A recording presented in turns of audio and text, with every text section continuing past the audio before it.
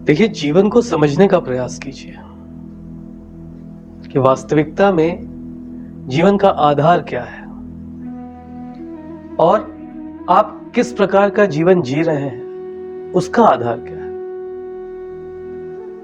विचार क्षमता, विचार शक्ति और आपके विचार करने की दिशा, ये आपके जीवन को निर्धारित करती है।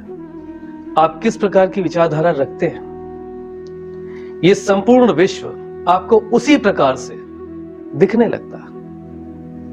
आप क्या सोचते हैं, ज्यादातर आपके मन में किस प्रकार के विचार चलते हैं, ये संपूर्ण विश्व आपको उसी प्रकार प्रतिदर्पण की तरह दिखने लगेगा।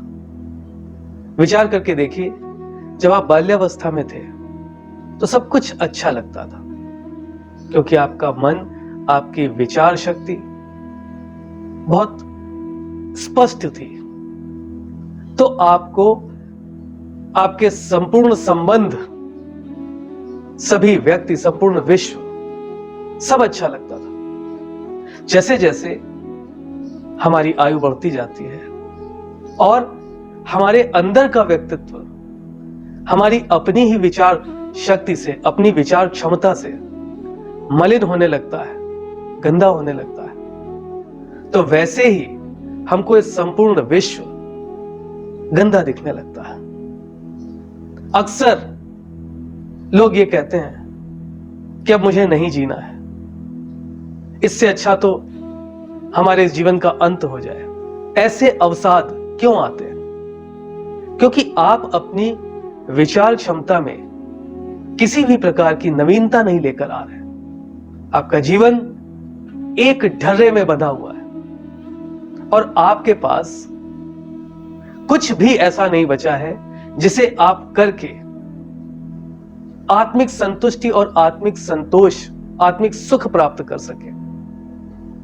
तो आप अवसाद में जाते जाते हैं और संपूर्ण विश्व आपको बुरा लगने लगता है। तो आवश्यकता है अपनी स्वयं की विचारधारा को ठीक करने की। जब आप स्वयं की विचारधारा को ठीक करेंगे तो संपूर्ण विश्व के संपूर्ण रंग आपको दिखने प्रारंभ हो जाएंगे और आपका जीवन नवीनता एवं उन्नति की ओर चलेगा। अन्यथा जीवन अवसादग्रस्त हो जाता है। और इस कार्य को करने के लिए बहुत बड़े परिवर्तन की आवश्यकता नहीं होती। प्रतिदिन थोड़ी थोड़ी विचारधारा में अगर आप परिवर्तन करते हैं, उसको एक अच्छी दृष्टि देते हैं, तो आपका जीवन आदर्श बनता चला जाता है। प्रयास कीजिए रोज कुछ नया सीखने का, सृष्टि में अपने अनुरूप नए रंग भरने का, लोगों को आपके साथ अच्छा महसूस करने का मौका दीजिए।